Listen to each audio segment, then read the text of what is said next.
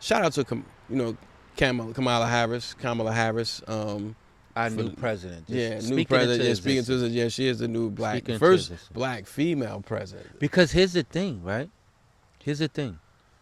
If Joe Biden dies today, she's up. She's it. Yeah, she's up.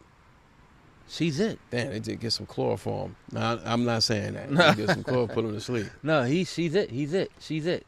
And that's and I think what people get this whole misconception from is when he picked her, right, as a vice president, right?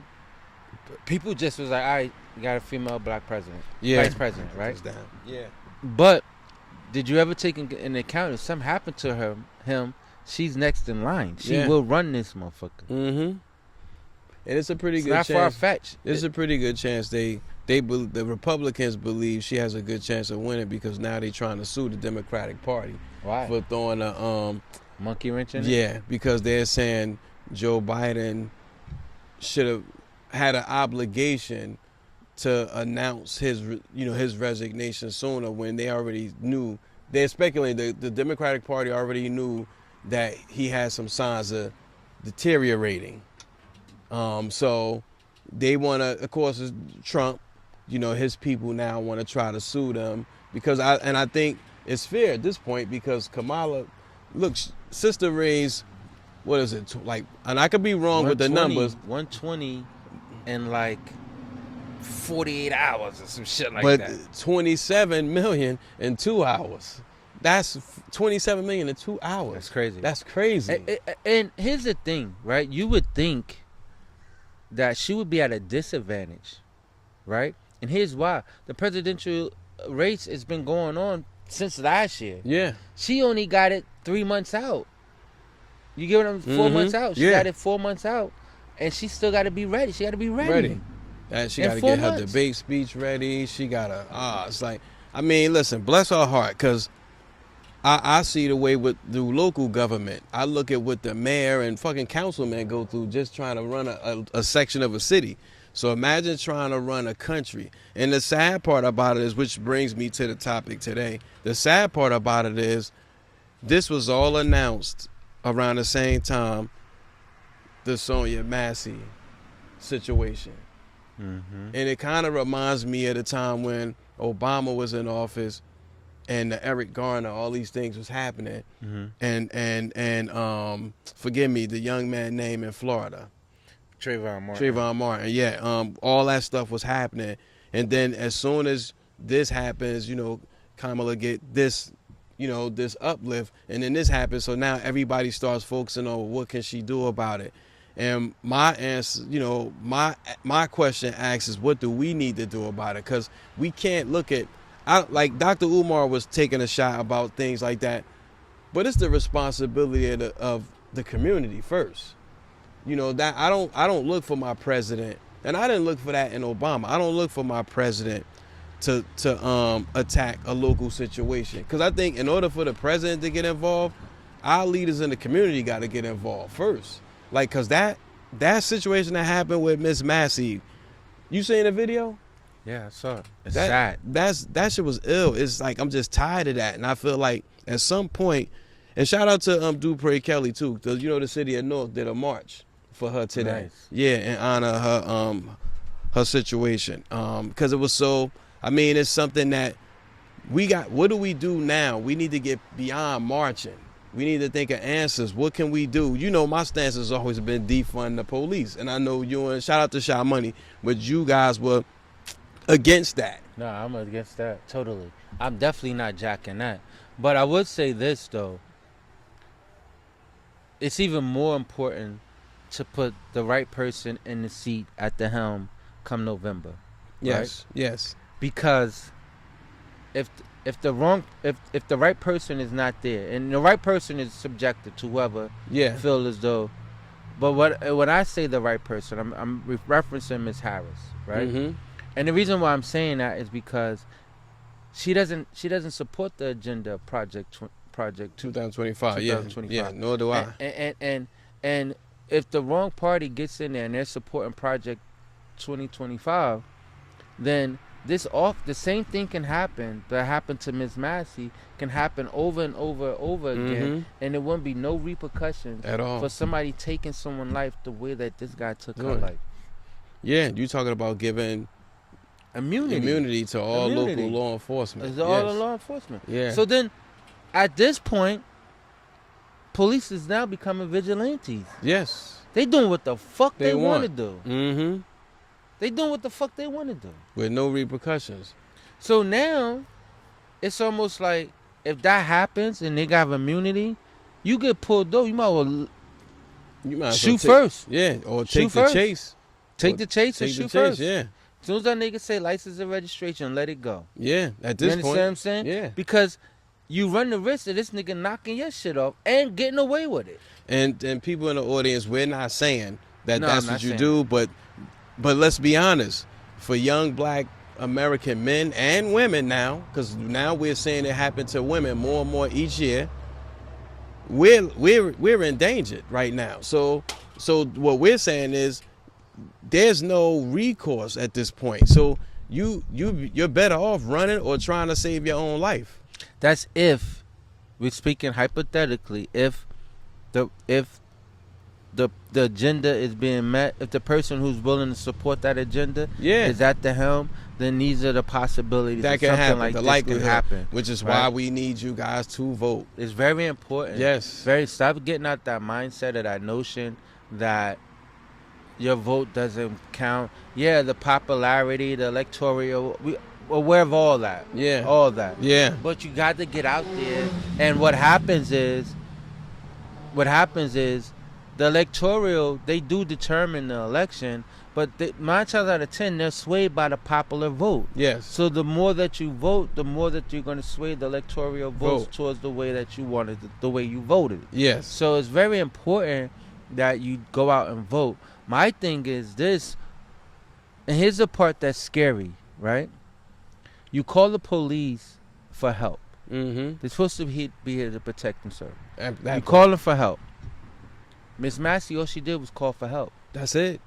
That's all she did was call for help. She did not call to get her life taken away.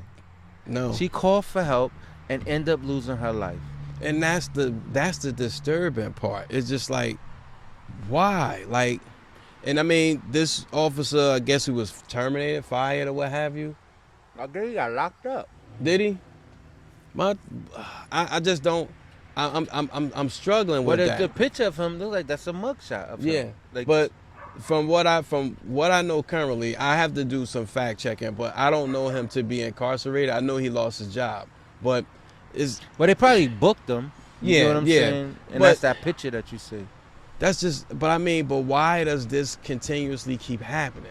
Like, what's the psyche behind that? I just think that. And I've been saying this for years, that we have police that police in an area where they're not from. That part is most definitely. And they're scared. And then again, I don't think policing is an easy job by far. I'm not saying that it's an easy job. I'm sure it's not. And you have to be on your P's and Q's at all times because shit can pop off anywhere, right? Mm-hmm. Anybody can pop off. Anybody can do some crazy shit. You know what I'm saying? You need to be prepared for that. But this particular case, there was no threat whatsoever. But you know what I always say? Even happy that, just real quick. Mm-hmm. Even if she tossed the boiling water on him. That's what a stun gun is for. Which they carry. But here's what I say.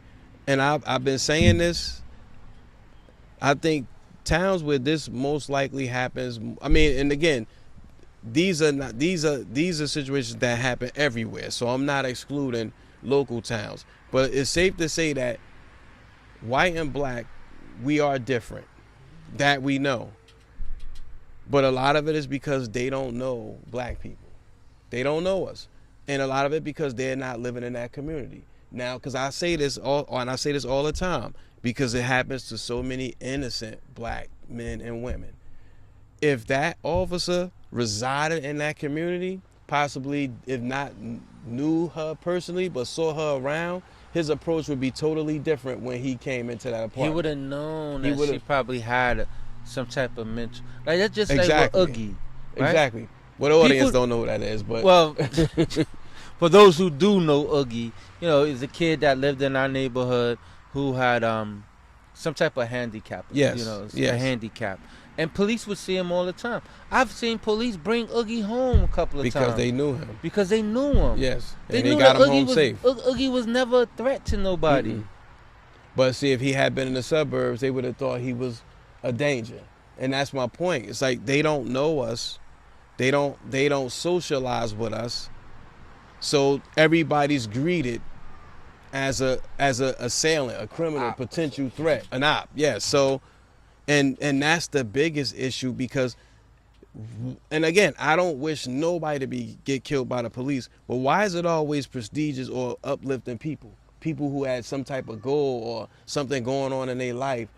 They're always the ones being taken away. And again, I'm not saying that a knucklehead should be shot. I don't think nobody should be shot by a police officer just for no reason, for no cause at all. But and you got your hands up, or you defenseless, or you're in a surrendering position and you still get killed.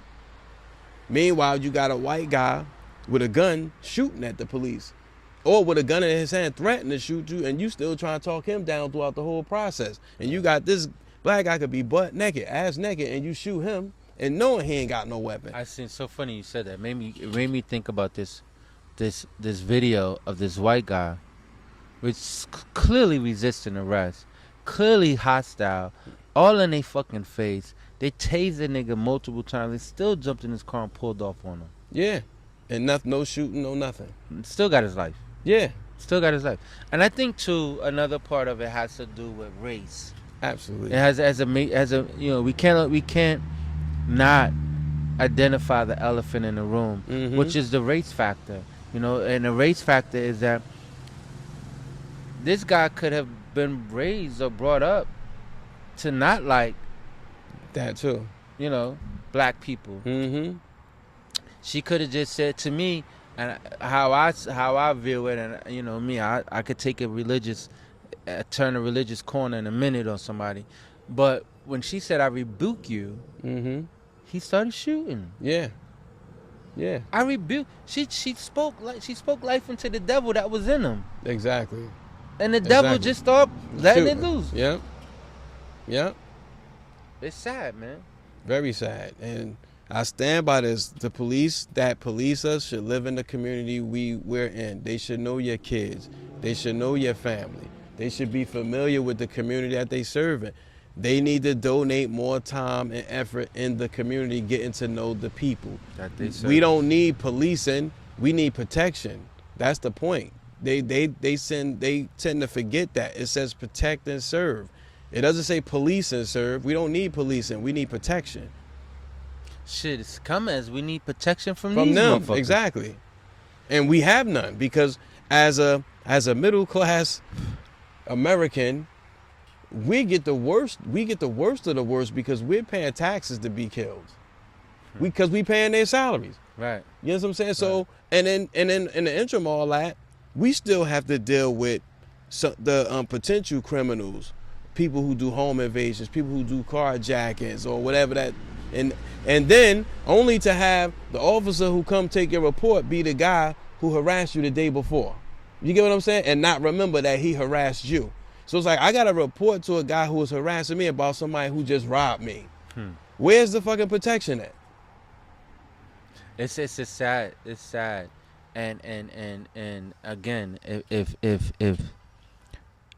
the party that wants to make all those things legal to do these type of things that they did to Miss Massey, it's gonna get even worse.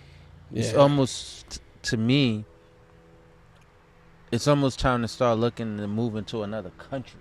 Yeah. Because other countries don't have these problems.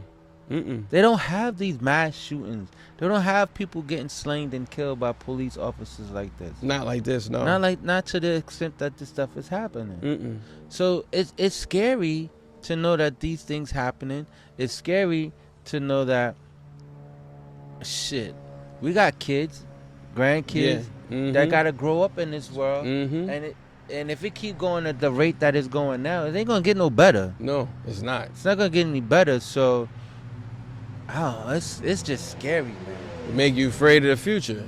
Oh, definitely. And it's crazy because even though we know the future is brighter, but is it really brighter for us and our children and children's children and their children's children? We just don't know. You know, you got things on the table, like these things keep happening, and then you see they bring up this project to 2025. You know, it's and then we just as a people, we got to get our shit together. We really do, because these things happen because we allow it. And I think something that shout out to Lord Jamar, but it's something that he said in a podcast show. And I'm just paraphrasing because I don't want to get out of context. But it was to the point where a lot of other cultures treat us the way they do because we treat each other that way. So and it makes perfect sense in the world. Like when we use the term nigga. Like I tell you and Sha Money that word doesn't really affect me coming out of nobody's mouth. You know, where it may trigger you.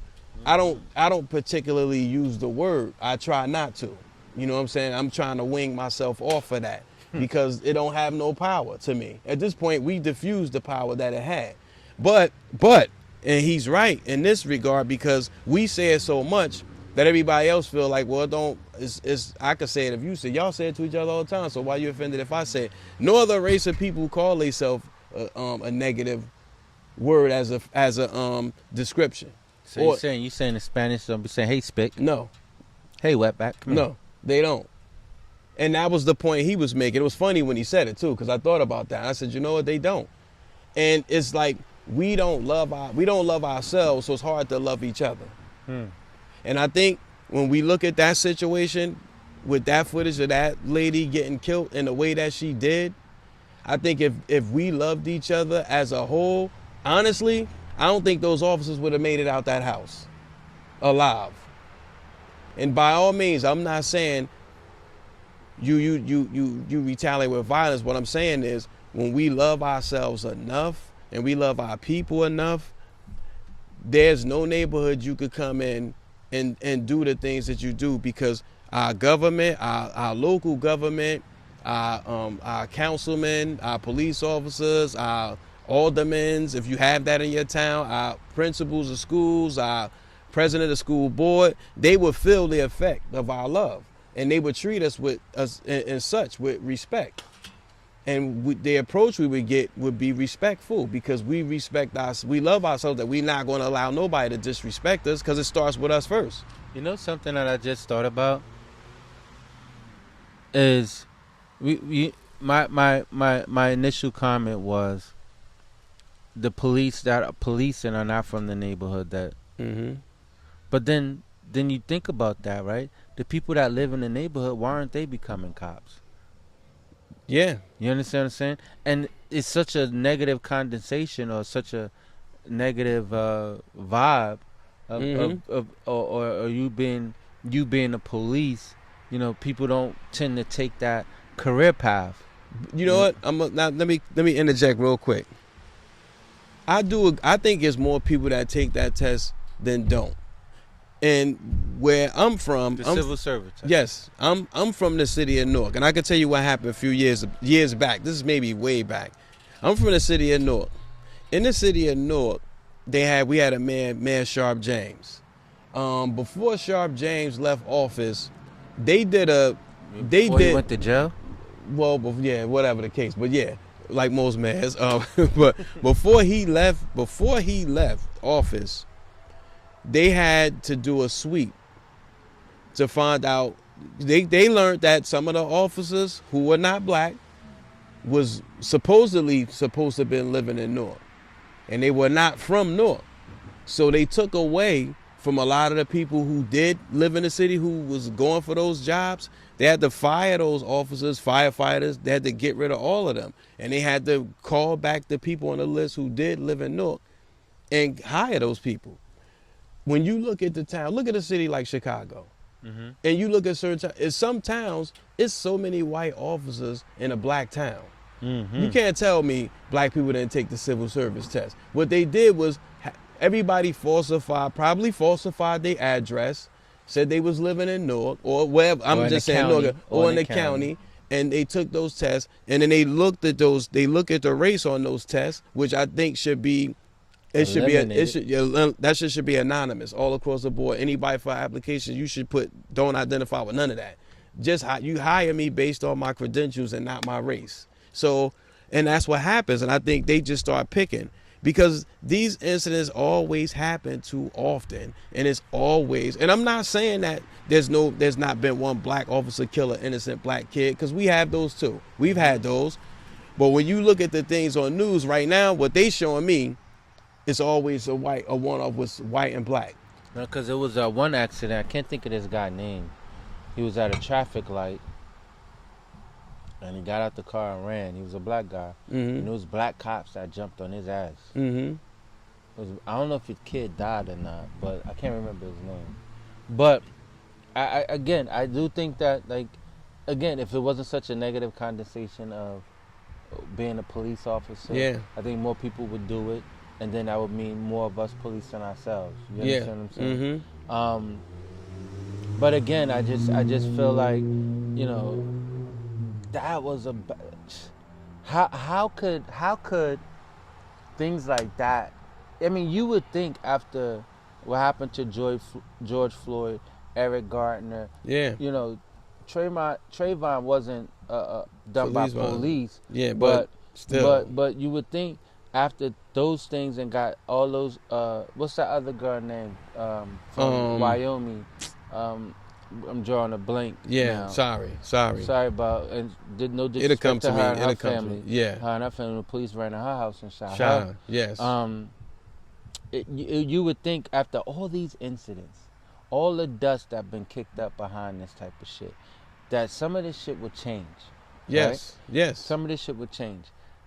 But it doesn't. It don't. It just seems like it just keep going, like business as usual, right? And at what point does it stop? That starts with us. And how can it stop? That starts with us. How? How can it start with us when the training that they got? That's my point. Like we as a people, we have to come together and start loving each other. Like I said, it goes back to what I said, what Lord Jamar said. If I don't love you, if I don't show love to you and you don't show love back to me, it's like when you're in a circle when you're in a crowd and there's multiple cultures in this crowd. You see Indian, you see Spanish, you see white, you see black. When you see them, even if they don't know each other, they congregate amongst each other. That's visual. You see it, I see it, other race see it. When you see us, we separate it from each other. We don't congregate with each other. So instantly, from the outside looking in the window, I see you guys don't get along. Y'all divided. Exactly. So when I see that, I know there's no unification. So I could do something to you, and it's not going to affect him, because they're going to look at it like, oh, well, it ain't happened to me. So when we show we're unified and we show that we love each other, and that love gives out into the world, we'll get addressed different. But it starts with us. It starts with us. And that's just my humble opinion. No, I just think it's a bigger and a grander scale. I think that taking the same stance that you just said, it starts with us. If we start doing the same shit back to them, the motherfucker starts thinking twice. Yeah. But by no means, we're not saying that, but... Not yet. Yeah, because, I mean, what the fuck? You keep poking a bear. It's almost martial law here. You see, like I said, I got to see that movie, Civil War. Anybody saw it, please leave it in the comments.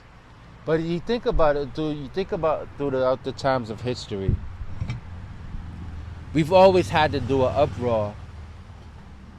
We had to damn near burn a city down to get someone's attention or get their attention. You know what I'm saying? Even though we're fucking up our own shit. You know what I'm saying? But we had to bring some attention to the masses to say, hey, look, enough is enough. You know what I'm saying? Even with that, it was another incident happened in Wisconsin. Mm-hmm. You know, it's just way too many. Yeah. To just rattle off, and I'm talking about recent. Yeah. Like within the last 10 years. Yeah. Like people just dying at the hands of the police. Police. More at a rapid rate than probably ever. You understand what I'm saying? That part. Whereas though, they're not Caucasian kids who are dying. No. Only when they shoot up a fucking school, then yeah. But then they usually off themselves. They're usually off. Yeah, so that's true. They're not getting shot by the police. None of that. They're killing themselves. And even even if they did shoot at the police will allow them to shoot at them. The police might take a bullet before he actually starts shooting back. Well, the guy that tried to assassinate Trump got killed. Allegedly. He could be in a bus somewhere in southern state of Alabama somewhere still out. We don't know. Another country with his feet. Exactly. Living good. Exactly. But yeah, that's this has got to stop being a pattern. I think too. And this is my cry to the people. If the death of SONYA Massey doesn't make you feel a way, then you need to check your pulse. Absolutely. Because I felt the way. You need to check your pulse. If you hadn't seen the video, Google it. Go online. It's there. Yeah, you felt Google. the way. You Google the latest drama about somebody getting pregnant or somebody breaking up. Yeah. Google something like that. You understand what I'm saying? Because Sexy Red been trending, so yeah, they know all about that shit. But yeah, you're right. Google it. That shit is. And if you don't feel some kind of way, or you don't feel compelled to do something, or at least just look out for your brother, you know. Mm-hmm. You can't have a post. Mm-mm. You can't have a post. And that's how we have to look at each other. We have to look at Miss Massey as our sister, our mother, our aunt, our grandmother, our granddaughter. We have to look at each other like that. Because if we don't, nobody else is going to. Nobody else is going to. Mm-mm. We Not can't unify at a funeral. You know what I'm saying? Too late. It's too late. It's too late. We need to unify. You know, Africa always celebrated life. We supposed to unify in life situations, like embrace each other. Because the things that we don't like about each other are cosmetic. They superficial. They not nothing real. And we hate each other over superficial shit. You know what I'm saying? We need to love each other. I guess you gotta love yourself in order to love somebody else. But you gotta have some love for each other, for just for the fact of being black. I love myself. Everybody got up for Black Panther, then left the movie and start killing each other. Like, that's not what they showed you in the movie. Nah, it's just we could beat this horse. Yeah. It's already dead. Yeah. But without the people actioning it, taking action and wanting something better as a whole, then we're gonna keep finding ourselves back in these tight situations. Mm-hmm. Having these tough conversations and shit like that. Yeah. These sad conversations. It's not even tough. It's just sad. Yeah. You know, just sad that something like this had to happen. You know, and it always like that. It was always when a tragedy happened, where people kind of they want to wake up. You understand what I'm saying? And start marching and everybody just look at the civil suit. Like now they get ready to sue the city. Wait, didn't that girl back in the day on Chadwick, that girl Strawberry, yes. she got killed by the police. Yeah. Right? And that's what caused the downfall of the march. Zoo Crew. Yeah, they did the march, and I mean it was admirable, but you know, again, that was probably, it didn't get a lot of press, but it did get some press. It didn't get a lot of press. No, but, her death didn't get press, but when they march, yeah, it brought out a whole bunch of other shit. Yeah, right. What got more press was bringing down the crew that did it. Yeah, it was just like, yeah. So that got more press than anything. Yeah, which is a tragedy in itself, because a sister lost her life at the hands of the police. And again, like I said, a lot of this stuff happens because we don't come together as a community. Because nowhere in the suburbs would this happen.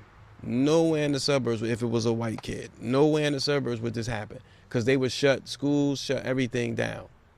They would shut everything down. I wonder, are they scared of these white kids? Because these white kids, their parents are teaching them how to load guns, how to shoot guns. Yeah. No, I think that in this world, everything you see, when you look at us, think about the music that's out here. The music that's out here, the movies that's on TV, the television shows that's on TV.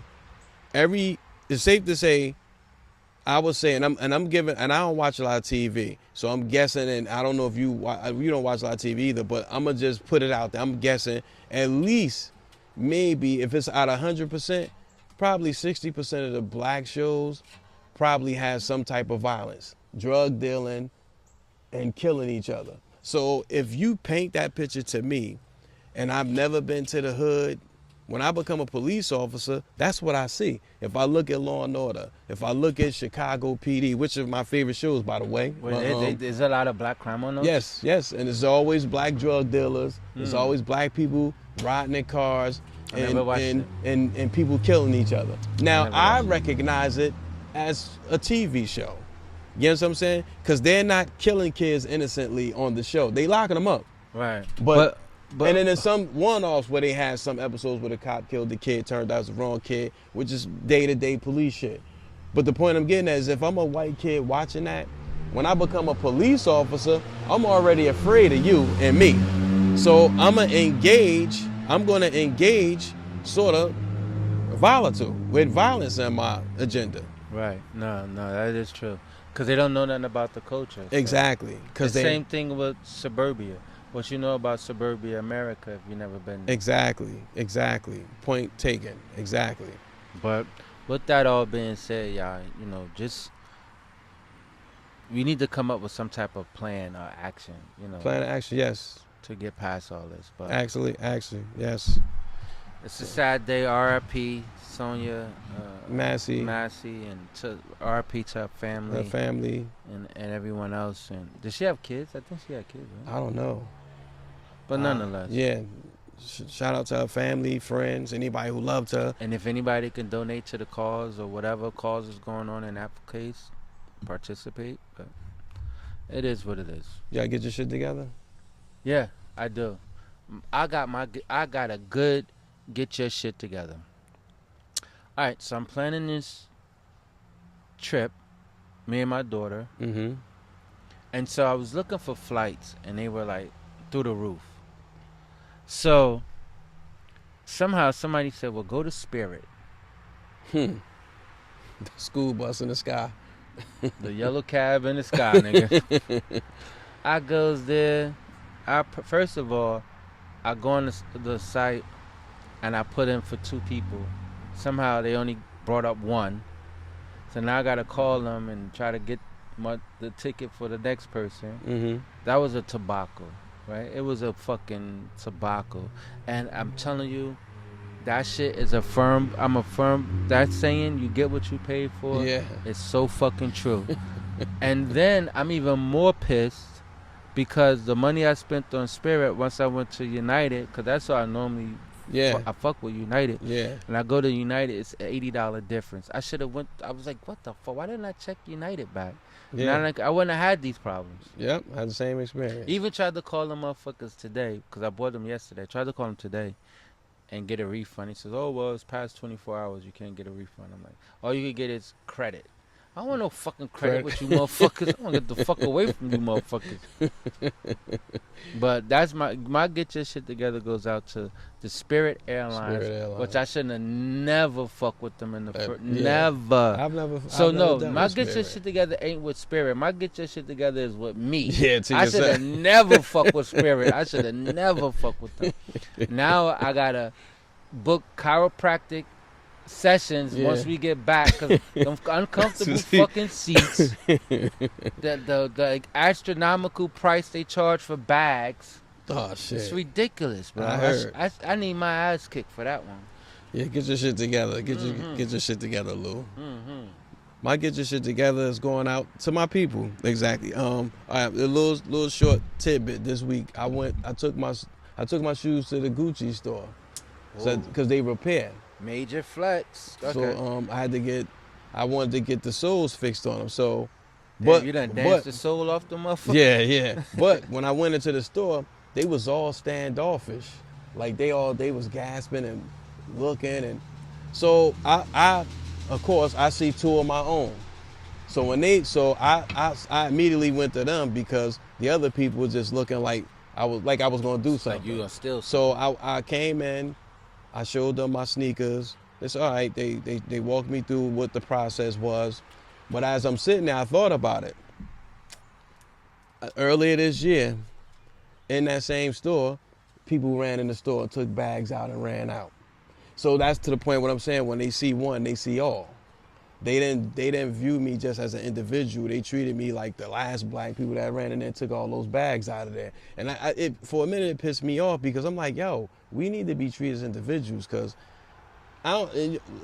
this is a PSA. I don't shop at Gucci no more. I just needed my sneakers fixed, but I don't buy nothing Gucci no more. What about stuff that you value? Was it going back? Nah, I already had these, so you might as well fix them. I want them, but I don't. Other than that, I don't buy nothing new from there no more, at all.